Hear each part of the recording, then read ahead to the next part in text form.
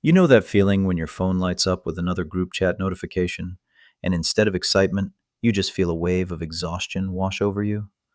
You look at the screen, and honestly, you would rather spend your Saturday night organizing your closet than dragging yourself to a loud party filled with strangers.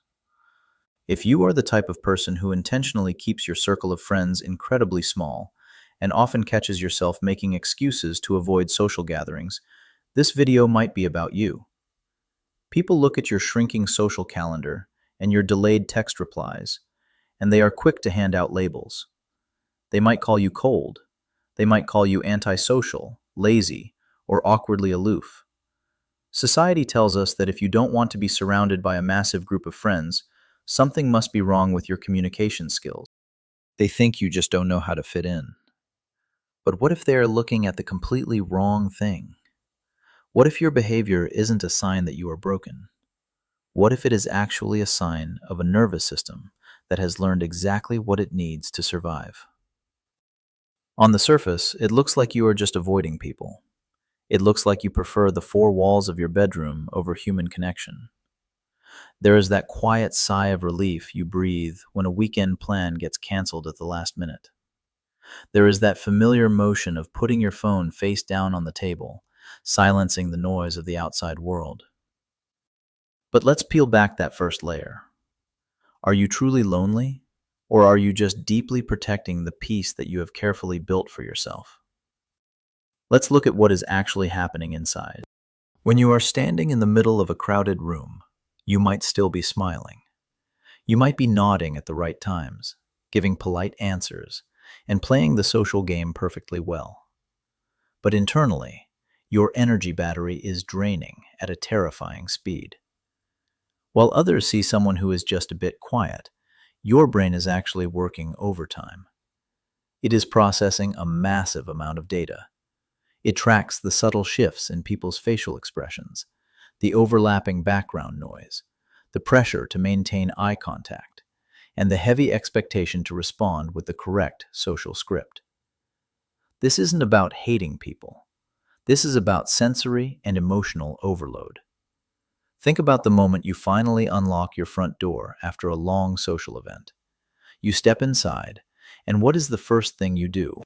You probably don't turn on the bright lights or put on music. You drop your keys, toss your bag on the sofa, and just sit there in the dim, quiet room for a few minutes. You sit in silence, doing absolutely nothing, just to let the buzzing noise in your head finally settle down. Have you ever sat in a room full of people laughing and talking loudly, yet felt more profoundly isolated and exhausted than when you are completely alone? This brings us to the psychological mechanism running beneath the surface. It is your capacity for emotional self-regulation. In our loud, fast-paced world, many people use crowds and constant social interaction as a way to distract themselves from their own minds. They use parties to run away from their sadness or emptiness. But you? You have developed the rare capacity to face your own internal world.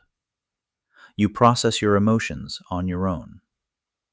On a Saturday night, when your phone is completely silent, with no notifications and no invites, you don't panic.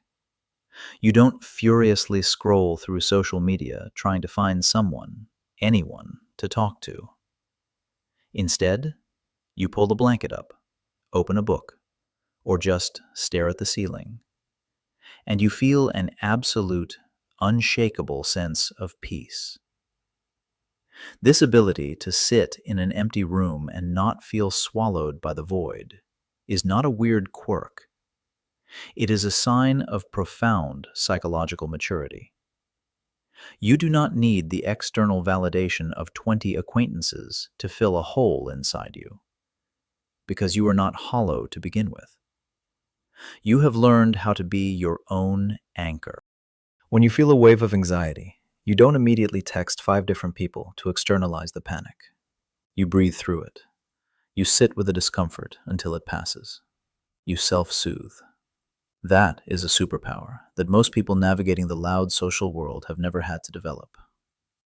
Let's talk about the people you actually allow into your life. If someone looks at your social history, they might notice that you only have 1 or 2 truly close friends.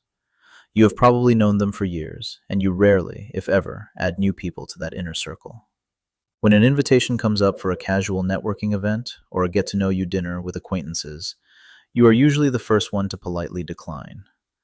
Society often mislabels this tight boundary as arrogance. People might think you are too picky, or that you think you are better than everyone else. They wonder why you won't just open up and make an effort to be part of the group. But inside, it has absolutely nothing to do with arrogance. It has everything to do with protecting your limited energy. You have simply learned the heavy cost of superficial relationships. Have you ever sat at a table with a group of people, forcing a polite smile, nodding along to a conversation that feels completely meaningless, all while feeling your life force slowly drain away? You know exactly how exhausting it is to wear the social mask. You have probably been in situations where you opened up, only to have your feelings dismissed or misunderstood. Every time you have to pretend to be someone you are not, just to keep the peace in a group, it chips away at your mental health. So, your refusal to expand your friend group is not a defense mechanism against connection. It is a highly intelligent filter. Your nervous system has realized that it cannot afford the energetic price of maintaining 20 shallow connections. Instead, you choose to invest all of your social bandwidth into the very few people who actually see you. The people with whom you don't have to explain yourself. The people who let you be quiet when you need to be quiet, without asking if you are okay every 5 minutes. This brings us to a truth that very few people understand about those who prefer solitude. Your shrinking social circle is not a sign that you are losing your ability to connect. It is a sign that you are raising your standards for what a connection should be. You are no longer willing to trade your inner peace for the illusion of popularity. Think about the times you have typed out a long text message to someone, trying to explain how you feel, only to hit the backspace button and delete the whole thing. You put the phone down and decide to just handle it yourself. Was it because you don't care? No. It was because your brain calculated the effort required to explain, the potential for them to misunderstand, and the exhaustion that would follow, and it decided that your peace is worth more than that conversation. If you have spent your whole life feeling guilty for not wanting to be a social butterfly, it is time to drop the guilt. We do not all require the same social diet to survive. Some people genuinely need the energy of a loud room to feel alive. They bloom in the spotlight. But others, like you, only bloom in the quiet. And there is absolutely nothing wrong with that. You are not broken because you prefer a quiet weekend over a crowded club. You are not cold because you take a day to reply to a message that disrupts your peace. You are not a bad friend because you have stopped trying to maintain relationships that feel like a chore. What people call antisocial is often just a person who has finally learned how to protect their own energy. What they call isolated is actually someone who has built a fortress of peace that no loud, chaotic crowd can break into. You have survived the overwhelming noise of the world by learning how to create your own silence. And that silence isn't empty. It is full of the clarity and strength that others are still searching for in crowded rooms. So let me ask you a question, and I want you to be completely honest in the comments. Would you rather go out to an expensive, fancy dinner with 20 people you kind of know, or stay in and eat takeout on the floor with that one best friend who completely understands you? Let me know down below. And remember, protect your peace. It is the most valuable thing you own.